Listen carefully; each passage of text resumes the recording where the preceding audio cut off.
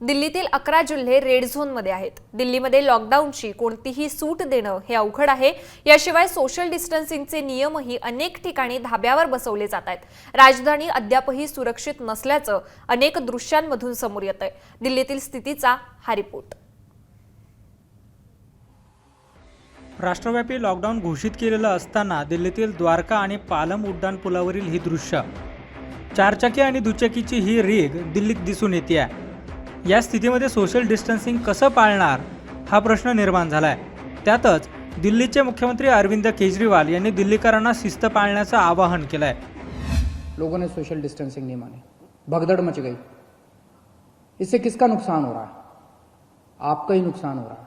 कसम खा लो कि कल से हम इस तरह की हरकत नहीं करेंगे, कल से हम इस तरह की भगदड़ नहीं करेंगे, कल से हम सोशल डिस्टेंसिंग पूरी फॉलो, कल से क्यों, अभी से हम सोशल डिस्टेंसिंग पूरी फॉलो करेंगे, कहीं भगदड़ नहीं करेंगे। ये कोई मैं अपने लिए तो थोड़ी कह रहा हूं। मुझे अपने दिल्ली के लोगों पे गर्व है, मुझे अपने दिल्ली के लोगों पे भरोसा है, विश्वास है कि हम बड़े बड़े काम करके दिखा सकते हैं। हमने बड़े बड़े काम करके दिखाए हैं।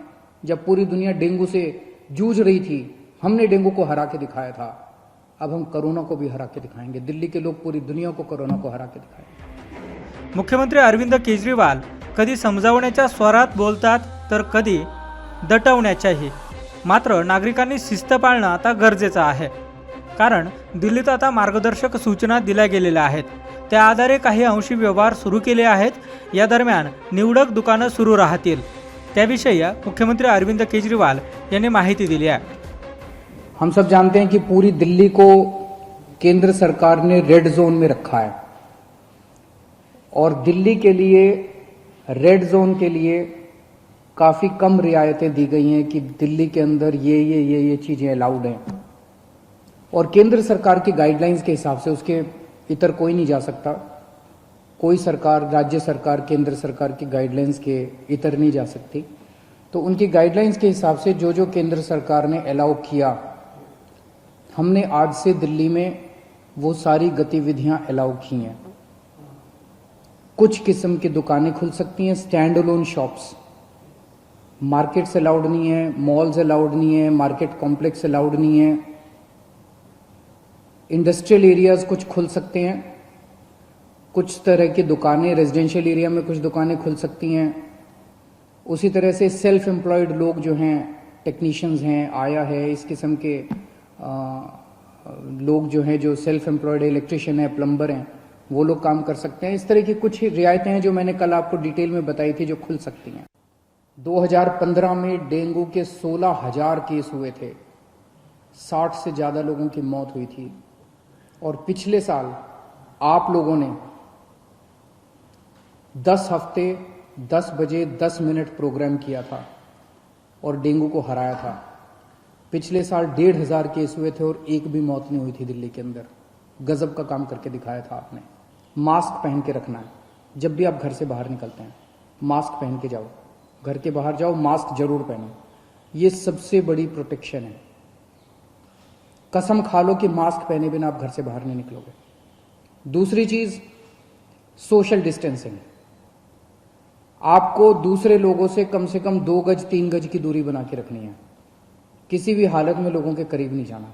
सोशल डिस्टेंसिंग पूरी दुनिया में देखने को मिल रहा है कि जहां जहां लोगों ने इनका ख्याल रखा वहां पे लोग बच गए।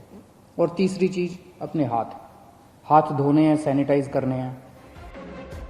मास्क वापरणं आणि सोशल डिस्टन्सिंग या दोन मुद्द्यांवरती वारंवार सांगितलं जात आहे। हात स्वच्छ धुण्यावरती ही सूचना केल्या जात आहेत। राजधानी दिल्लीत दारू विक्री सुरू केल्यानं ही लोकांची झुंबड उडाल्याचं दिसून आलं। त्यामुळे दिल्ली स्वयंशिस्तीच्या भरवशावरती कशी सोडायची असा प्रश्न निर्माण झालाय। याशिवाय राजधानी दिल्लीमध्ये एक नवीन समस्या समोर आली आहे। 30 ते 40 हजार डॉक्टर्स कोरोनाच्या नावाखाली लूट करत आहेत, फसवत असल्याचं देखील समोर आलंय। ॲलोपॅथीचे उपचार करण्याची सनद नसतानाही हे डॉक्टर उपचार देत असल्याचं दिसून आलंय। याविषयी दिल्ली मेडिकल असोसिएशनचे नवनिर्वाचित अध्यक्ष डॉक्टर गिरीश त्यागी यांनी माहिती दिली आहे। या जो हेल्थ की टीम जा रही है विजिट करने के लिए एरियाज में, अगर वहाँ पे किसी तरह का क्लिनिक खुलता है तो उसको कम से कम देखें कि वहाँ पर कोई क्वालिफाइड डॉक्टर ही प्रैक्टिस कर रहा हो। ये हमने कहा है। डिफरेंट जो संख्या डिफरेंट मीडियाज़ के द्वारा आती रही है, करीब 30 से 40 हज़ार की संख्या कहते हैं कि 30 से 40 हज़ार क्वैक्स दिल्ली में प्रेजेंट है। अब क्योंकि जो क्वालिफाइड डॉक्टर नहीं है और ये क्वैक्स चला रहे हैं, तो हमने अपने जो क्वालिफाइड डॉक्टर्स हैं, जो दिल्ली मेडिकल एसोसिएशन के रजिस्टर्ड डॉक्टर्स हैं, जो क्लिनिक्स चला रहे हैं या स्मॉल नर्सिंग होम चला रहे हैं, उनको हमने रिक्वेस्ट करा है, उनको हमने डायरेक्ट करा है कि अपने आप को सेफ्टी और प्रिकॉशंस लेते हुए मरीजों के हित में, सोसाइटी के हित में अपना क्लिनिक और नर्सिंग होम को शुरू करें। और प्लस सबसे ज़्यादा जरूरी कि अपनी प्रिकॉशन जरूर लें। वहाँ पर सोशल डिस्टेंसिंग का, वहाँ पर जहाँ पर मरीज आ रहा है तो उसको आप टेलीफोन के द्वारा उसको अपॉइंटमेंट दें।